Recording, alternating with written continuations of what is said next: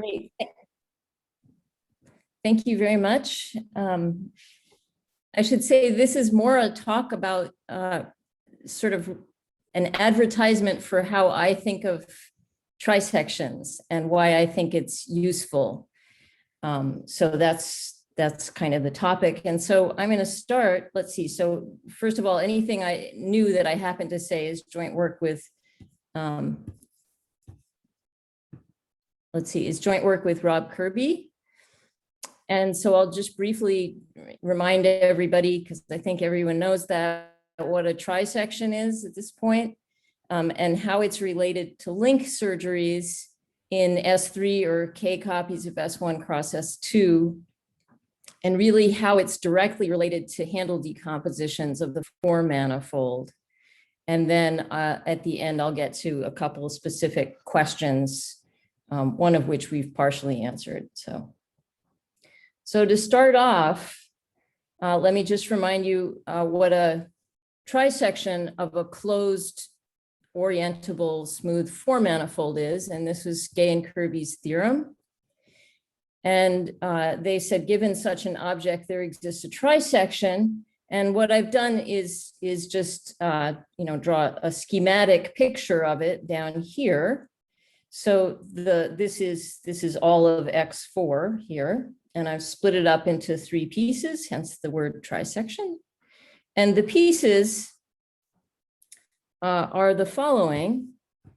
So sigma G is a closed, embedded genus G surface. Each of the xi's are 4-dimensional handle bodies. H alpha, H beta, and H gamma in this picture are 3-dimensional handle bodies. The intersection of all of the xi's is this central surface sigma G. X1, X intersect X2, I never remember which one it is H beta. And here we get H gamma and H alpha. And X4 is just the union of X1, X2, X3. So this is a very nice way of describing a 4-dimensional manifold. And one of the nicest things about it is that all of the information about the 4 manifold can be contained in the central surface sigma G. So Gay and Kirby's proof that this exists uses Morse 2 functions, which I'm not going to discuss. And the reason that it's so appealing, as I said, is all the information about X4 is contained in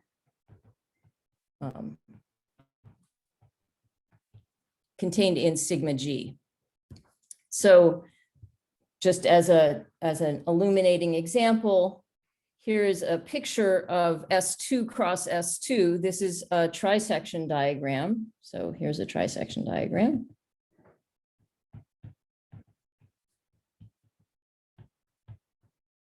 And what the curves on the genus 2 surface are telling you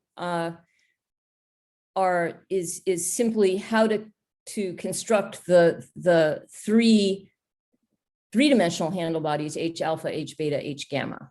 So each of those handle bodies is constructed by attaching 2 handles along the appropriately colored set of curves. However, there's a slightly different way of thinking about getting a trisection for a 4 manifold. And it's the way I prefer. So that's what this talk is really an advertisement for. We can also get a trisection. Once you know the trisection exists, then you can get it many different ways, but here's one.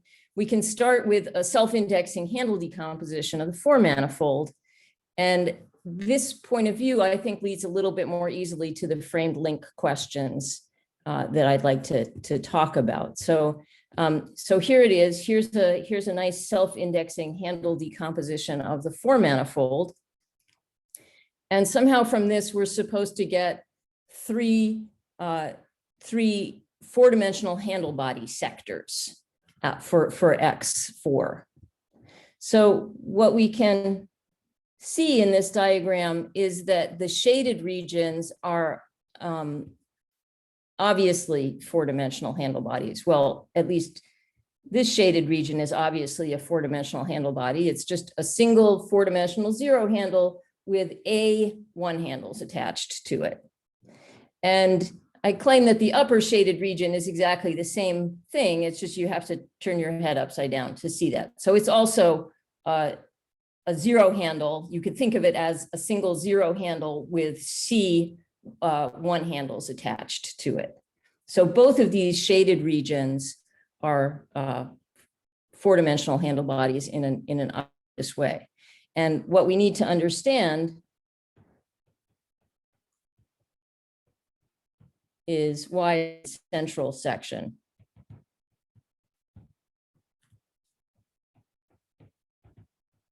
of 4-dimensional handle body. Okay, so first of all, we have to kind of understand what a 4-dimensional handle body is, since that's what we'd like to show that central section is. So we're going to ask, what is it?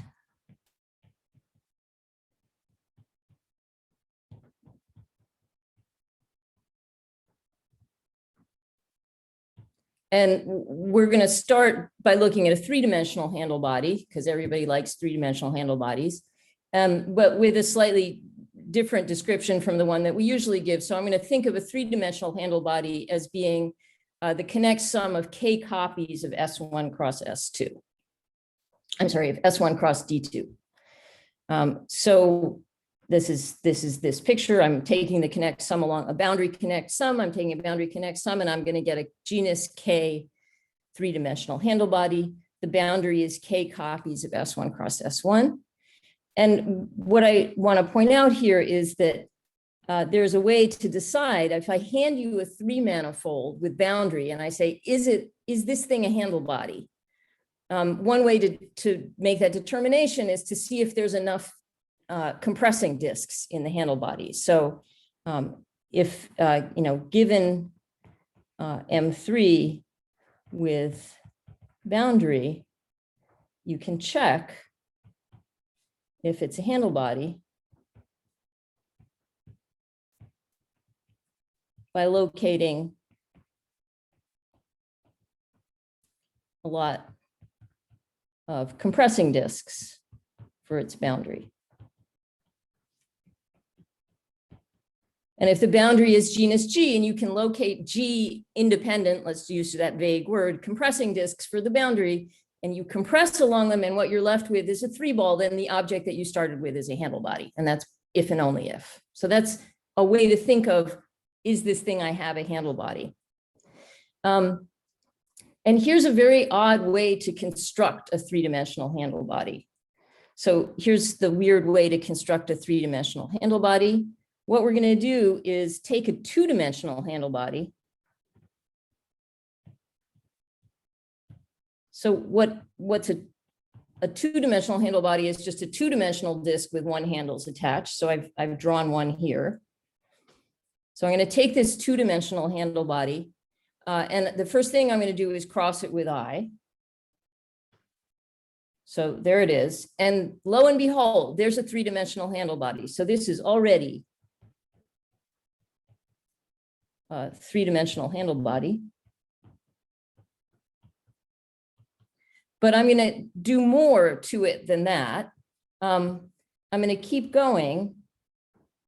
And I'm going to take a collection of simple closed curves in the handle body cross 1. So I'm looking at a collection, I just drew one, a collection of curves in H cross 1. And I'm going to put a little bit of condition on this curves. Taken all together, these curves should not separate H cross 1. So if I do that, And then I attach two handles. So here I'm gonna take some two handles. So these are now three-dimensional two handles, and I'm going to attach them to H cross 1 along these curves C. So that's what this picture is supposed to represent, but it got a little bit hard to draw. And then I claim that this result, so the result is H cross 1 union along C, some two handles. This is a three-dimensional handle body.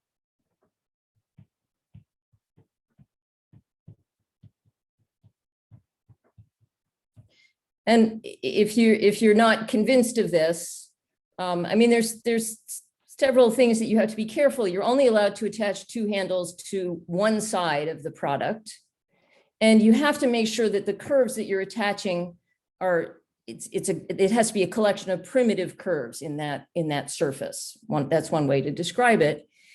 The reason it's still a handle body is because I can find enough disks. So in this case, in this example that I've drawn, I claim the result is a genus 1 three-dimensional handle body.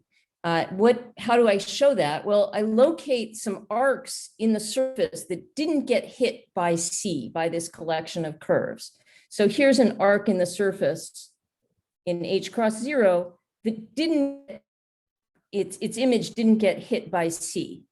And that gives me a compressing disk. So this is meant to be arc cross I. That gives me a compressing disk for the handle body. When I compress along it, I'm left with something. And what I'm left with in this example is visibly a 3-ball. Why? Because I have an arc that intersects this curve once. There's a disc, and then there's the canceling disc, which is the 2 handle that I attached. And so I claim that if I'm reasonably careful about C, when I do this process, I can just tell you what the discs are. Therefore, this object is a three-dimensional handle body. So now we're just going to move everything up one dimension and describe a 4-dimensional handle body. So a 4-dimensional handle body, again, I can think of as K copies of S1 cross D3. The boundary is going to be K copies of S1 cross S2. And again, to check if a random M4 is a handle body, find a lot of S2s that bound 3 balls and cut. And if what you're left with is a 4-ball, then the thing that you started with is a handle body. Okay, so what good does this do us? Well, actually, we can build a 4-dimensional handle body exactly in the same weird way that I built a 3-dimensional handle body. So here we go. We can just take a 3-dimensional handle body cross I, choose a collection of curves. This really should be, oh no, there was a reason I abandoned red at this moment. I'm going to choose a collection of curves in H3 cross 1. So that's just a collection of simple closed curves in a 3-dimensional handle body, but I want them to be primitive. So they're going to be a collection of primitive curves in this handle body. And I'm going to take that object and I'm going to attach 2 handles to it. So I should say here, C is primitive collection in H3 cross 1.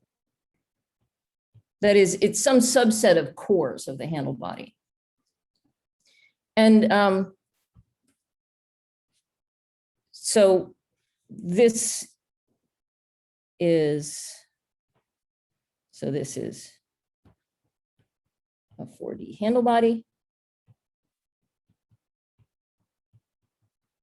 And this is how we're going to see that the central section of a just any handle decomposition for X is indeed a handle body. So let's go back to the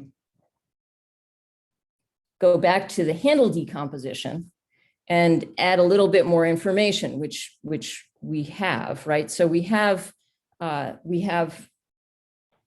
this handle body, and then to get this whole portion of my 4 manifold, I'm just going to take the lower object and attach 2 handles to it. So how do I do that? Well, I locate B attaching curves in the boundary. So that's what this little extra piece of information here is. That's how I get from the sort of second level to the first level to the second level. So if I magnify this, what I have, this represents some number of copies of S1 cross S2. So I've said I have A1 handles. So I've got A copies of S1 cross S2. And now I have a link of B components in this 3 manifold to which I want to attach some 4-dimensional 2 handles. So if I just now go back to 3 dimensions, I can think of the picture as looking like this. Here I am in A copies of S1 cross S2, and I have a link of some number of components, and I've got to try to attach 4-dimensional 2 handles to that collection of components. So what I'm going to do is just find a Heegard decomposition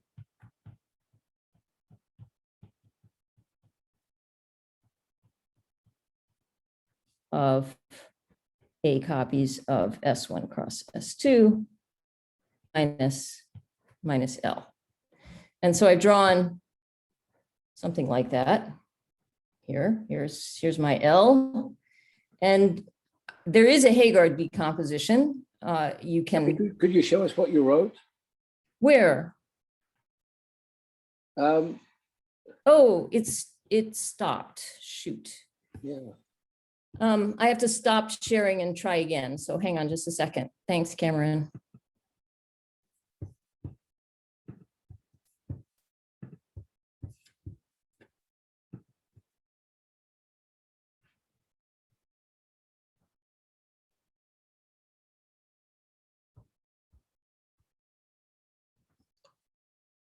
Is that working?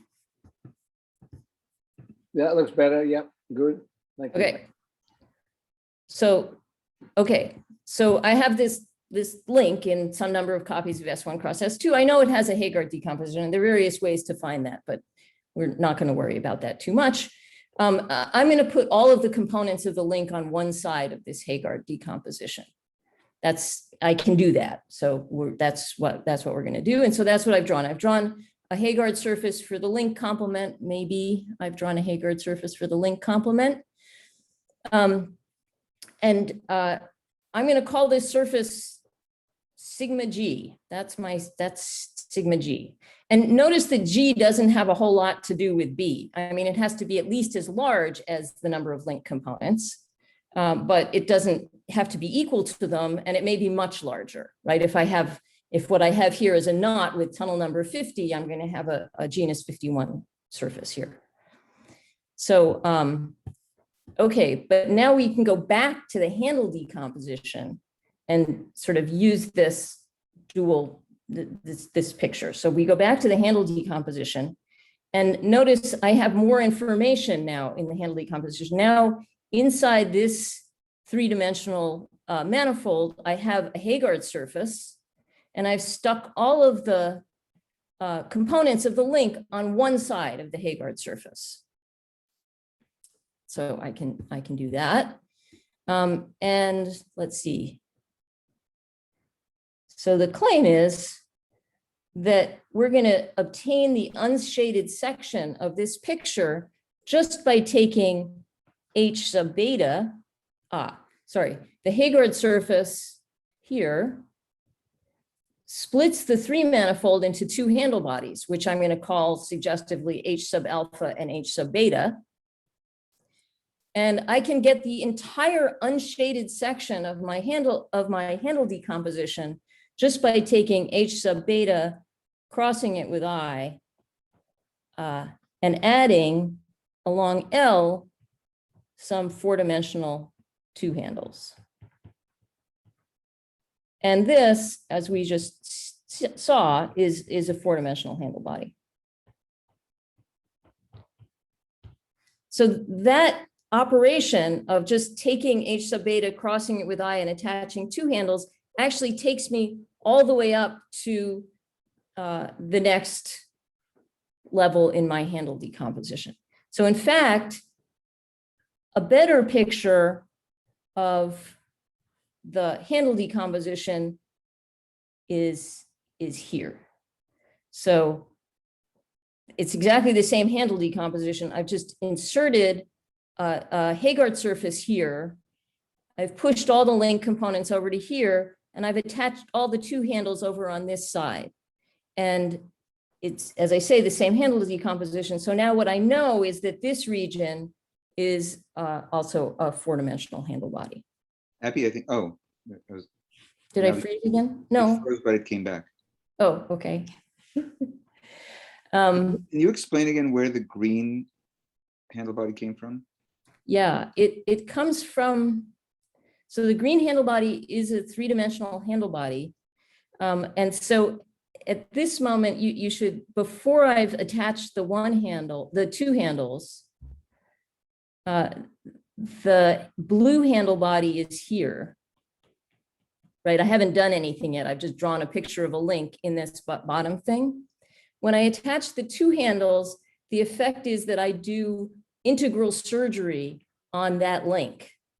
But since the link is primitive in that handle body, when I do, if I just think of it in 3-dimensional terms, when I do integral surgery, I just take a handle body and I turn it into a handle body. So let's see, if I get rid of all those blue curves that I just drew, let's see. I have a related question. So if Yeah. I've done this correctly, if you think you had the X1 handle body that filled out a certain amount of your 4-manifold, right? Mhm. The boundary of that, Yes. I mean, you've taken not the standard Haygarth splitting, but a stabilization thereof. Well, taking a stabilization of the standard Haygarth splitting, because all of these manifolds only have standard Haygarth splittings and stabilizations. But I've taken a stabilization that takes into account the curves that I want to attach two handles to. Exactly. Okay. And Yeah. then, so you're adding the two handles to that in the 4-manifold. And so Yes. we have the resulting object is the 3-manifold you're describing, right? So the resulting, let me just draw a couple curves on this picture. So in this picture, for example, the blue handle body is visible. Let's pretend we're in S3 instead of some number of copies of S1 cross S2, but the idea is exactly the same. So the blue handle body, H beta, is just sitting in here. It's as I said, it may have pretty high genus, but these are the blue curves that you have. And since I chose this surface to be a Haygarth splitting of the link complement, I think this is just a 2-component, no, maybe it's a 3-component link. But if we look just at, say, this component, when you attach a 2-dimensional, a 4-dimensional two handle along that, what you're doing at the 3-manifold level is just doing an integral surgery on that curve. So the 3-manifold changes by an integral surgery on that curve. And if I do an integral surgery on this curve, what happens to this blue handle body is it turns into a different handle body. This curve will no longer bound a disc in that handle body. Whatever the surgery curve that you did will now be the curve bounding a disc. Does that help? Oh, but the point is the hand, okay. But I'm only doing stuff in the blue handle body. That's my. The blue line you drew does correspond to a 3-manifold where these curves do bound discs. Correct, But then there's the other three manifold where they don't. correct. Okay. So the blue curves don't bound discs. You know, by the time I get up to here, the blue curves don't bound discs anymore. It's now the surgered curves that bound discs, but it's still a handle body. And so that's why, so that's where we get to essentially what's happening is the blue handle body is turning into the green handle body this way. I've now forget what your question was, but I'm not sure I answered it. Yeah, that answered it. I was trying to figure out where this green handle body comes from, and I see what you mean now. And I Okay. guess the region that's left above the red and green in your bottom picture, Yeah, what's left of the middle level is just a little product. it's just a product with, yeah. I mean, or you can just leave part of the boundary alone and do nothing to it. And Yeah. Yeah. Okay, and so you get this very straightforward relationship between trisection and I'm sorry, the handle decomposition and the trisection. And there's just one last thing in here because I found this very confusing myself, but you'll notice that here I have A1 handles and here my X1 has A copies of S1 cross D3. And I have C3 handles, and here my X3 has C copies of S1 cross D3. And all of a sudden here, the size of this handle body is dependent on G. And I guess I want to point out that's not a mistake. That's actually correct. If you go back to this link diagram picture, you're taking, there's some A curves that bound discs out here, and then you're taking some of the B curves, like this one, get thrown out and replaced. But some of them, nothing happens to at all. And so that corresponds to a copy of S1 cross S2 in the green-blue 3-manifold. So the ones that get replaced correspond to the 2-handle additions. And so you end up with whatever that genus surface was, you kill B of them, however many 2 handles you've got. So it's a straightforward relation, hopefully. Okay. So what good does this do? It allows us to go directly from a handle description, decomposition description of X4 to a trisection, including a trisection diagram. You can actually just get a trisection diagram out as any standard handle description of the format. And so at the 3-manifold level, it makes it, for me, much clearer what's going on. You're looking at here a link in a 3-manifold, which is A copies of S1 cross S2. You're doing surgery on the link, and you're getting some other number of copies of S1 cross S2. So, and that's the link surgery interpretation. So let's just go back to this example of S2 cross S2. What is that saying about this trisection diagram of S1 cross S2? So the claim is that this diagram has exactly the same information in it as this link diagram. That if I look at this diagram and I look at the red and blue curves alone, the 3-manifold that they define is clearly S3. And so that means the bottom part of my handle decomposition is just a 4-ball with boundary S3. So now I'm talking about doing surgery on a link in S3, and I'm doing surgery on a link in S3 that's going to give me S3 back again. Oh, yes. Hopefully. So that this is the way to get this link is simply to basically erase everything in this picture except the green link, just retaining the information about what the surface framing of the link is. That's all that's in there. Okay, so we know some stuff about surgery on links in the 3-sphere, a little stuff.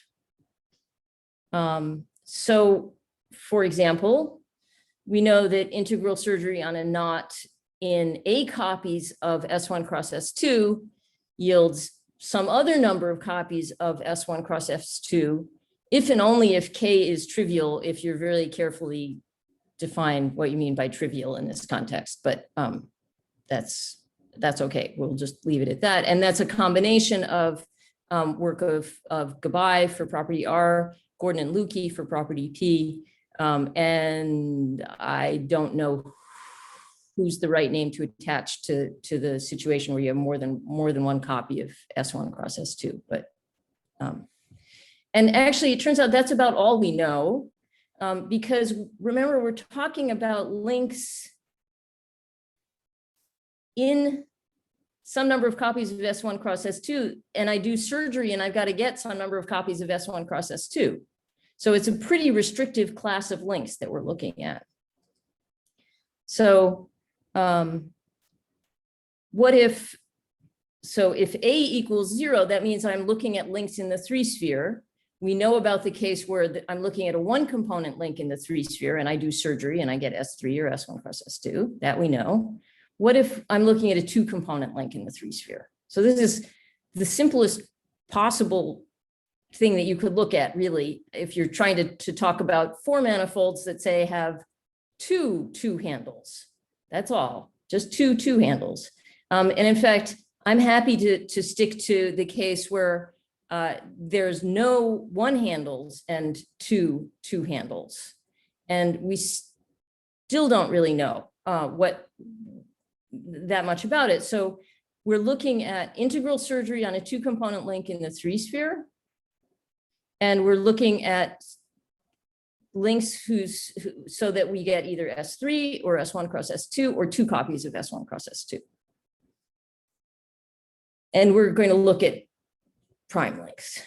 So here, well, no, we're not. Here's some links so that when I do surgery on them, well, probably I should look at 2-component links. So let me add a component here. Here's some 2-component links in the 3-sphere, and I do surgery and I get either S3 or S1 cross S2 or 2 copies of S1 cross S2 out of it. Are there others? Well, clearly there are others, because I can do Kirby calculus slides, which I'm just going to call slides, to get much more complicated links in the 3-sphere. So that 2-component links in the 3-sphere, so that surgery still gives me whatever it is I started with. So one of these things. But here's the natural question. If L satisfies this, so integral surgery, it's 2-component link, integral surgery, and I get either S3, S1 cross S2, or 2 copies. Is it slide equivalent to one of these guys? And with the warning that I may have left a couple out, because I was writing these notes out late, but yeah, I may have left a couple out, but hopefully not. And the answer to this is probably not, hopefully not. And the first answer, the no answer, showed up in a paper of Bob Gompf and Marty Charlemagne and mine, where we said if we gave examples of 2-component links where you do 0-frame surgery on both and you get 2 copies of S1 cross S2, and if they're Kirby slide equivalent to any of the links above, it would have to be the unlink of 2 components, then some obvious, not some obvious, but some potential counterexamples to the Andrews-Curtis conjecture fail. So that was the probably not part. And the answer is yes, if one of the components is the unknot. So that was some joint work with Rob. But that's an extremely strong condition. So what we looked at specifically was the case where you had a 2-component link in the 3-sphere and you did surgery, integral surgery, and you got the 3-sphere back, because essentially the other cases were taken care of by earlier work. And we showed that if one of the components is the unknot, then indeed the link is slide equivalent to one of the simple links. But anyway, probably not. So let me just end with some questions So one question, which is not very well formulated, are there any potential obstructions if I'm talking about a 2-component link so that surgery gives me S3? So in the Gomf-Charlemagne-Thompson paper, the potential obstruction was a counterexample to the potential counterexamples to the Andrews-Curtis conjecture. I don't know how to translate that, or if there's a if I'm talking about a link in the 3-sphere so that surgery gives me the 3-sphere back, but it would be nice to know that. And then sort of vaguely what happens for more than 2 components, because you'll notice we're only looking at 2 components here. And here's a really specific, simple question, which probably someone can answer before I finish the talk, which is going to be in about a second. Suppose I have a 3-component link in the 3-sphere. Surgery, this is all integral surgery yields S3. And some sublink is an unknot or unlink or Hopf link. In fact, suppose just one of them is an unknot. I think if 2 of them are, if it's an unlink, I think you're okay. But is that link necessarily slide equivalent to a collection of unlinks or Hopf links and Hopf links? And I think I'll stop there. And thank you. And wait, where did the other paper go? Oh, okay. I lost one page because it was also supposed to say, thanks to the organizers.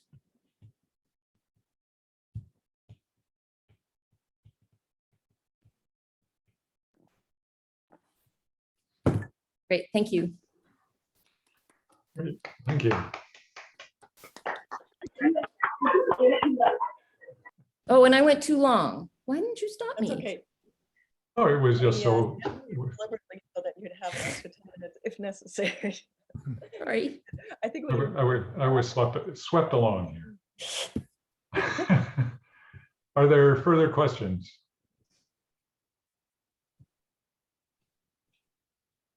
Okay, great. Well, let's thank the speaker again and also the organizers. Great. Thank you, organizers. Thank you. A lot of work. And it was fun to share this time in Argentina with everyone, and I hope to see you again in the future. Argentina.